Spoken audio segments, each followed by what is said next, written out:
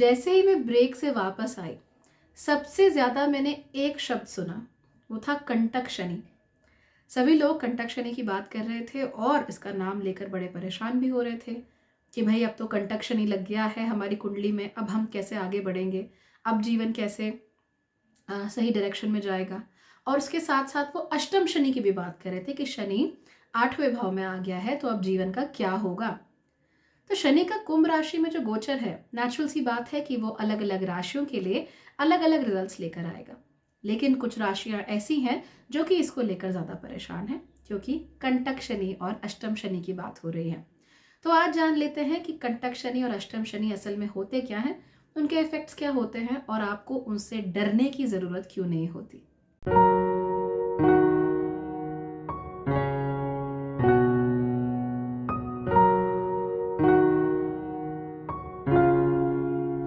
नमस्ते, Bhagyashree holistic astrology में आप लोगों का एक बार फिर से स्वागत है। यहाँ पर हम बात करते हैं पॉजिटिव, इंस्पायरिंग और होलिस्टिक एस्ट्रोलॉजी की, यानी कि एक ऐसा ज्योतिष जो कि आपके पॉजिटिव पॉइंट्स को मैक्सिमाइज कर सकता है और आपके नेगेटिव पॉइंट्स को मिनिमाइज करने में आपकी मदद भी कर सकता है। आज के वीडियो में हम ये जानेंगे कि अष्टम शनि और कंटक शनि क्या होते हैं और शनि के कुंभ राशि में गोचर के कारण किन किन राशियों को अष्टम शनि और कंटक शनि फेस करना पड़ सकता है। तो सबसे पहले बात करते हैं अष्टम शनि की। अष्टम बहुत सिंपल है, 8th, यानी कि अगर आपकी राशि से शनि 8वें हो जाए तो उसे हम अष्टम शनि कहते हैं। आप जानते ही हैं कि छठे घर को, 8वें घर को, 12वें घर को थोड़ा प्रॉब्लमैटिक माना जाता है। उसमें से भी जो 8वां घर होता है वो लोगों को थोड़ा ज़्यादा डरा देता है, क्योंकि 8वां घर नैसर्गिक रूप से स्कॉर्पियो या वृश्चिक राशि का होता है, जिसमें कि मार्स और केतु यानी मंगल और केतु की एनर्जीज विद्यमान होती हैं। ये जो 8वां घर होता है इसको हम डेथ के साथ भी जोड़कर देखते हैं, इसीलिए लोग समझते हैं कि ये हमारी मृत्यु का भाव है। लेकिन असल में जो 8वां घर होता है उसे आयु का भाव कहते हैं, यानी कि आप कितना जीवन लेकर आए हैं, कितनी सांसें लेकर आए हैं इस दुनिया में। इसके साथ साथ ही आपका जो 8वां घर होता है वो दूसरे से 7वां होता है, यानी कि आपकी जो वेल्थ है जो आपको फैमिली से मिली है, प्लस वो वेल्थ जो कि आपको शादी करने के बाद मिलेगी, क्योंकि ये 7वें से भी दूसरा होता है। सो इन चीज़ों को भी ये 8वां घर दिखाता है। इन जनरल 8वां घर हमें बताता है ट्रांसफॉर्मेशंस के बारे में। ये हमें सडन एक्सीडेंट्स के बारे में बता सकता है, सडनली हमारे जीवन में जो चेंजेस होते हैं उनके बारे में बता सकता है, जिन चीज़ों के लिए हम प्रिपेयर्ड नहीं होते उनके बारे में भी बता सकता है। और ये तो आप जानते हैं कि ज़रूरी नहीं है कि जो चीज़ें अचानक से हों वो हमेशा ख़राब ही हों, कई बार अच्छी भी हो सकती हैं। सो सडननेस की बात हो रही है कि जो चीज़ें सडनली हो हमारी ज़िंदगी में, जो ट्रांसफॉर्मेशन सडनली होता है। और हम जो ओकल्ट साइंसेस सीखते हैं, एस्ट्रोलॉजी सीख रहे हैं या न्यूमरोलॉजी सीख रहे हैं, पामिस्ट्री सीख रहे हैं या फिर वेद पुराणों का गहन अध्ययन कर रहे हैं, ये सारी बातें भी 8वें घर के साथ जुड़ी हुई होती हैं। तो आपने देखा कि किस प्रकार से 8वां घर एक बहुत ही वर्सेटाइल घर होता है। लेकिन आम जनमानस के मन में ये बात रहती है कि 8वें का मतलब होता है मृत्यु, यानी अगर शनि जो कि सबसे बड़े मैलेफिक माने जाते हैं, सबसे ज़्यादा प्रॉब्लम्स क्रिएट कर सकते हैं, अगर वो 8वें घर में जाकर बैठ गए तो वो मृत्यु के कारक होंगे।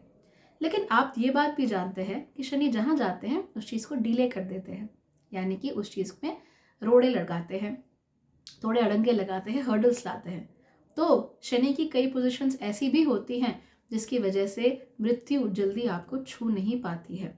तो अगर शनि 8वें घर में जाते हैं तो ज़रूरी नहीं है कि वो आपके लिए मृत्यु लेकर आए। ऐसा भी हो सकता है कि वो आपके लिए इश्यूज़ लेकर आए, प्रॉब्लम्स क्रिएट करे, जिसकी वजह से आपका जो जीवन है वो आपको ऐसा लगने लगे कि बहुत लंबा बीत रहा है। कई बार ऐसा होता है ना, हम परेशान होते हैं तो 1 मिनट भी 1-1 घंटे के समान लगता है। तो ठीक वैसे ही शनि भी 8वें घर में जाके आपको ऐसा महसूस करा सकते हैं that life is too big, चीज़ें बहुत बड़ी हैं, समय बहुत लंबा कट रहा है। तो वो आपको आपका जो टाइम का परसेप्शन है, because time Kronos is also Shani, time के परसेप्शन में चेंजेस करवा सकते हैं। ये बहुत अच्छा समय है आप लोगों के लिए मेडिटेशन करने के लिए। अगर आप लोग मेडिटेशन करना चाहते हैं, सो अष्टम Shani is amazing for meditation. अगर आप लोग अपने जीवन में चाहते हैं कि किस्मत अब आपको बताए कि आपको क्या करना है, तो उसके लिए बहुत अच्छा है। आप लोग अगर एस्ट्रोलॉजी सीखना चाहते हैं, कोई भी रिसर्च बेस्ड काम करना चाहते हैं, उसके लिए अष्टम शनि बहुत अच्छा है। तो ये अष्टम शनि आखिर आ किसके लिए रहा है? बहुत सिंपल है। हम अष्टम शनि देख रहे हैं कर्क राशि के लिए, यानी कैंसर मून साइन के लिए, क्योंकि कैंसर से 8वें भाव में जाकर शनि बैठे हुए हैं, तो इसीलिए इस राशि को अष्टम शनि को फेस करना पड़ेगा। यहाँ पर जो अच्छी चीज़ें हो सकती हैं, थोड़ी बेहतर चीज़ें हो सकती हैं, वो मैंने बता दी। जो प्रॉब्लमेटिक चीज़ें हो सकती हैं वो क्या हो सकती हैं? वेल, अष्टम शनि की वजह से जो एक प्रॉब्लम आती है वो है सेहत की प्रॉब्लम। यानी आप लोग बहुत ज़्यादा कंफर्टेबल नहीं फील करते हो सेहत के मामले में, तो थोड़ा प्रॉब्लम रहेगी आप लोगों को इस मामले में। अगर आपके कोई पुराने इश्यूज़ हैं, हेल्थ इश्यूज़, तो वो जो इश्यूज़ होते हैं वो जल्दी से सॉल्व नहीं होते, यानी वो दे टेक देयर टाइम। ज़ुकाम भी लगा है तो जनरली अगर आपका ज़ुकाम 3 दिन में ठीक हो जाता है, अब वो आराम से 5 दिन 6 दिन लगा के जाएगा, तो धीमा हो जाएगा, डीले हो जाएगा, and it will cause problems. कोई पुराने अगर आपको शनि या वात के इश्यूज थे तो वो भी बढ़ सकते हैं। जैसे कि अगर आपको हड्डियों की कोई पुरानी प्रॉब्लम थी, जोड़ों में दर्द होता है, कैल्सिफिकेशन होता है या बढ़ गया है, तो उसमें आपको समस्या हो सकती है। So you have to take care of that. ठीक, तो अष्टम शनि एज आई सेड इतना भी बुरा नहीं है। आप अगर चाहे तो उसके लिए अच्छे से प्रिपेयर कर सकते हैं। प्रिपेयर कैसे करना है कि मंत्रों की चांटिंग, उस पर ध्यान दीजिए। ओकल्ट अगर आप सीखना चाहते हैं, एस्ट्रोलॉजी वगैरह अगर आप सीखना चाहते हैं तो उस पर ध्यान दीजिए। वो नहीं सीखना चाहते तो भी भगवान पर अपना ध्यान ज़रूर लगाइए, और किस्मत को एक बारी अपने जो गाड़ी है ज़िंदगी की उसको चलाने दीजिए। तो लेट योर किस्मत be in the driving seat, और कई बार आप उसको आगे आकर अपने जीवन में काम करने दीजिए। Do not fight with what is happening in your life, क्योंकि जब आप फाइट करते हो चीज़ों के साथ तो वो अच्छी नहीं होती। हाँ, एक बात और, लॉन्ग टर्म प्लानिंग तो करनी है आप लोगों को, लेकिन आपको उससे साथ दिल नहीं लगाना, क्योंकि यहाँ पर चीज़ें बहुत सडनली चेंज हो जाती हैं। तो things change all of a sudden, यानी आपने देखा होगा ना कि रातों रात किस्मत बदल गई, अचानक से कुछ हो गया एंड आपकी पूरी ज़िंदगी चेंज हो गई। तो ऐसी चीज़ें अष्टम शनि में हमें बहुत ज़्यादा देखने को मिलती हैं। तो प्लानिंग करनी है अनडाउटेडली, अपने भविष्य के बारे में तो सोचना ही है, लेकिन आपने जो प्लानिंग की है उससे ज़्यादा दिल नहीं लगाना। यानी अगर थोड़ा बहुत भी उसमें आमूल चूल भी चेंज होता है या बहुत बड़ा भी चेंज होता है तो भी पैर पटकने शुरू नहीं करने हैं। You have to let Shani do his thing.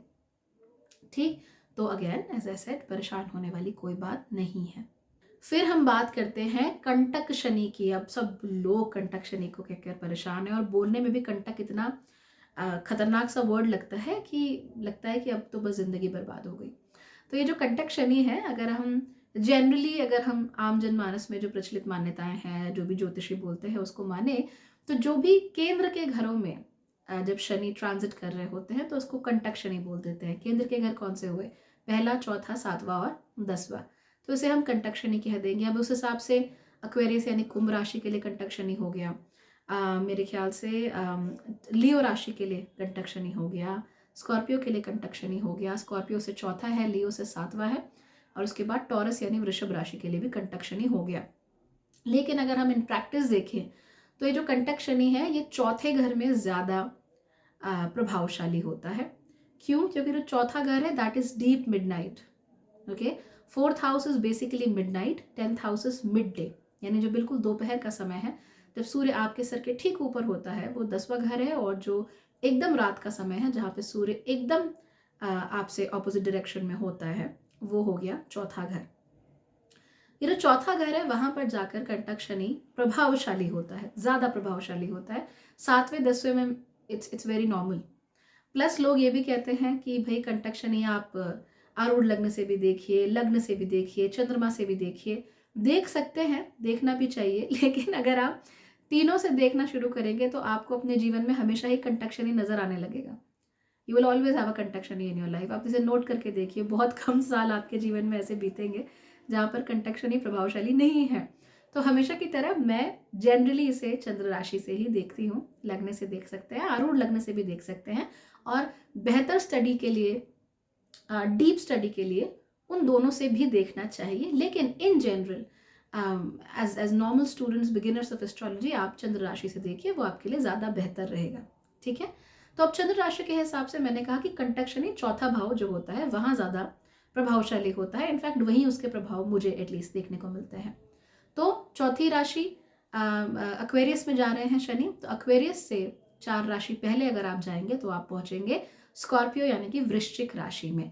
तो इसका मतलब कि वृश्चिक राशि के लिए चौथे घर में शनि जा रहे हैं, इसका मतलब वृश्चिक राशि के लिए जो कंटक शनि है वो प्रभावशाली है। अब कंटक शनि होता क्या है? देखिए, डरने वाली पहली बात कोई बात होती नहीं है। कंटक का मतलब हुआ कांटा, ठीक है? तो पुरानी फिल्मों में देखा होगा ना कि हीरोइन चल रही होती है, उसके पैर में अचानक से कांटा चुभ जाता है और फिर हीरो आके कांटा निकालता है and they fall in love. तो कुछ इसी तरह की चीज़ कंटक शनि के साथ होती है। तो जो कांटा हीरोइन के पैर में चुभा है, वो चौथे घर का कंटक शनि है। अब इसके पीछे जो एक छोटा सा फिलोसॉफिकल पॉइंट ऑफ व्यू है वो समझिए। आपको अगर कांटा चुभेगा तो नेचुरल सी बात है कि आपको बहुत शार्प, बहुत तीखा पेन होगा, दर्द होगा, लेकिन कांटा आसानी से निकाला जा सकता है।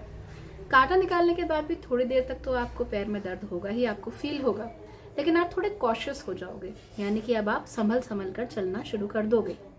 तो एग्जैक्टली यही चीज़ चौथे घर में जो कंटक शनि होता है उसके साथ भी होती है। चौथा घर क्या दिखाता है? इन जनरल हमारी माँ को दिखाता है, वो दिखाता है हमारे वाहनों को, हमारी प्रॉपर्टीज़ को, हमारे होमलैंड को। तो इन सब चीज़ों में हमें समस्या हो सकती है कि माँ की सेहत में कोई प्रॉब्लम हुई, माँ के साथ संबंध खराब हो गए, या माँ की तरफ से आपको लगने लगा कि बहुत रिस्ट्रिक्शंस आ रहे हैं, आपकी प्रॉपर्टी में कोई इशू हुआ, या आपका जो अचल अचल संपत्ति है उसमें कोई डैमेज हुआ जिसकी वजह से यू लर्न न्यू लेसन्स। लेकिन इसके साथ साथ ही जो चौथा घर होता है वो हमारे डीपेस्ट सबकॉन्शियस को भी दिखाता है, यानी हमारे अचेतन मन का सबसे गहरा हिस्सा, वो भी चौथे घर के द्वारा डिनोट किया जाता है। यानी कि जब शनि यहाँ जाएंगे तो यहाँ पर आकर वो कांटे की तरह चुभेंगे। अब जब वो कांटे की तरह चुभना शुरू करते हैं तो वो सबसे ज़्यादा किन प्रॉब्लम्स को जन्म देते हैं? आपके सबकॉन्शियस में जो भी सबसे बड़े इश्यूज हैं वो यहाँ पर थोड़े ज़्यादा प्रबल हो जाएंगे या हावी हो जाएंगे। मान लीजिए अपने बचपन से जुड़ी हुई कोई ऐसी यादें हैं, अपने घर से जुड़ी हुई कोई यादें हैं, या कोई भी बैड मेमोरीज हैं जिनको आप खुद से दूर कर देना चाहते हैं, वो इस समय पर थोड़ा उभर कर बाहर आने लगती हैं। इसके साथ साथ ही पूर्व जन्मों के जो भी संचित कर्म होते हैं जो कि हमारे लिए प्रॉब्लमैटिक हो सकते हैं, वो भी इस समय उभर कर बाहर आने लगते हैं। और हमारे सबकॉन्शियस माइंड में भी जो हमारे डीपेस्ट डार्केस्ट डीमंस होते हैं, हमारे डीपेस्ट डार्केस्ट फियर्स होते हैं, डर होते हैं, वो भी निकल कर बाहर आने लगते हैं। हमने जब लाइव वीडियो किया था अभी 17 तारीख को, उसमें मैंने आपको एक एग्जाम्पल दिया था, वही एग्जाम्पल दोबारा देती हूँ कि मान लीजिए इन योर चाइल्डहुड आपके पेरेंट्स की बिल्कुल नहीं बनती थी, बहुत प्रॉब्लम होती थी, बहुत इश्यूज थे उनके रिलेशनशिप में, उसने आपके जीवन पर एक बहुत गहरा असर डाला। और अब जब आप बड़े हो गए हैं, जब आप खुद एक रिलेशनशिप में हैं या खुद एक शादी कर रहे हैं, तो आप वही पैटर्न्स दोबारा रिपीट करने लगे जो आपके पेरेंट्स ने किए थे, जिनसे आप डरते थे, घबराते थे, जिनको आप पसंद नहीं करते थे।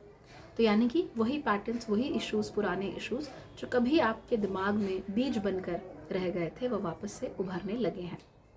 मान लीजिए आप अपने बचपन बहुत पावर्टी में गुजारा, बहुत गरीबी में गुजारा, और पैसे को लेकर आपका जो एक आउटलुक था वो बहुत ख़राब हो गया, गलत हो गया, आप पैसों को गलत समझने लगे कि पैसा कोई गलत चीज़ है जिससे कि लोगों के अंदर डिस्क्रिमिनेशन पैदा हो जाता है।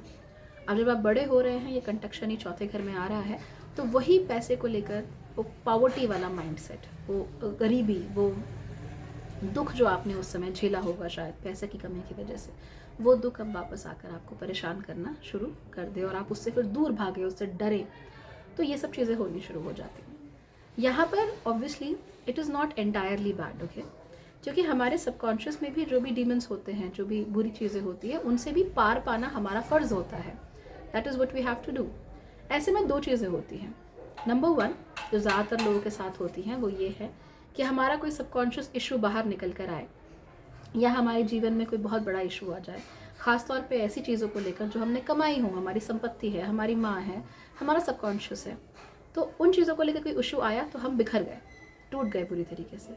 ऐसे में जो कंटक शनि कांटे की तरह एक बार चुभता है, वो ज़िंदगी भर चुभता ही चला जाता है, क्योंकि ज़िंदगी में आगे तो आपको बढ़ना ही है, और अगर आपके पैर में कांटा लगा रहेगा तो वो आपको आगे नहीं बढ़ने देगा, धीमे धीमे करके बहुत बड़ा ज़ख्म हो जाएगा और आगे बढ़ने में आपको पूरी तरीके से अक्षम कर देगा।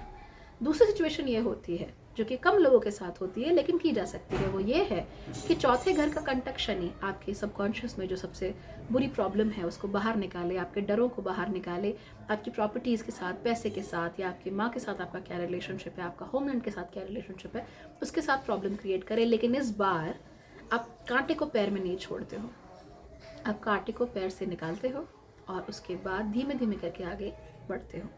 और आपको मालूम ही होगा, कभी पैर में अगर आपकी कांटा चुभा है तो आपको मालूम है कि तीखा शार्प पेन एकदम से होता है, लेकिन अगर आप कांटा निकाल दें तो थोड़ी देर में वो पेन एकदम गायब हो जाता है, वो दर्द गायब हो जाता है, पता नहीं चलता। तो अगर आप वो कांटा निकाल सकने में सक्षम है, थिंग्स गेट बेटर। अगर आप वो कांटा नहीं निकालते तो वो पैर के अंदर ही रहता है, जख्म बन जाता है और फिर आपके लिए प्रॉब्लम्स क्रिएट करता है।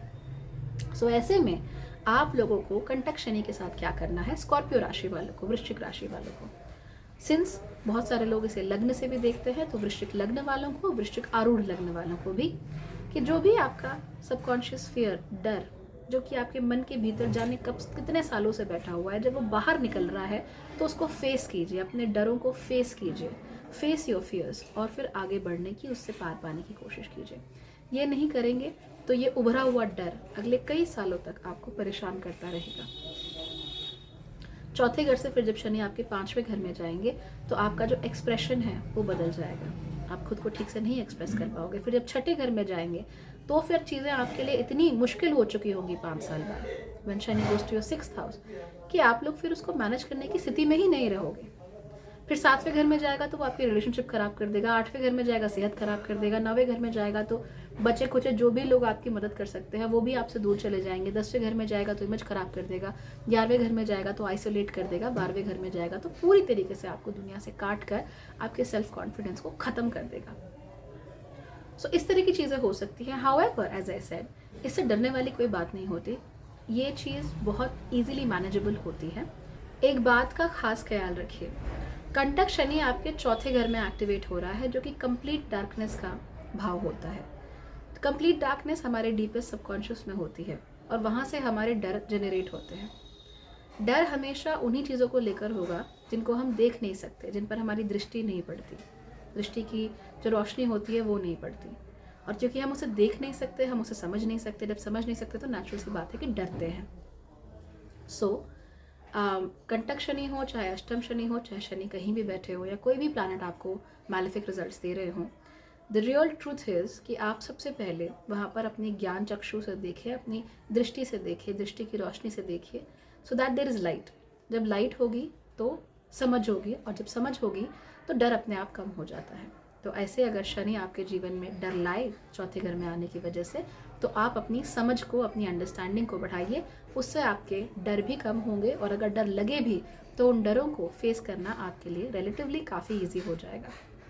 इसके अलावा चाहे अष्टम शनि हो, चाहे षष्ठम शनि हो, चाहे कहीं पर भी शनि हो, डरने वाली कोई बात नहीं है, समझ डेवलप करने वाली बात है, everything will be fine. So I hope कि आप लोगों को ये वीडियो अच्छा लगा होगा और आपको अष्टम शनि और कंटक शनि दोनों ही अच्छे से समझ में आ गए होंगे, और इन चीज़ों को लेकर जो डर आपके मन में था वो डर भी कम हो गया होगा। Thank you so much for watching.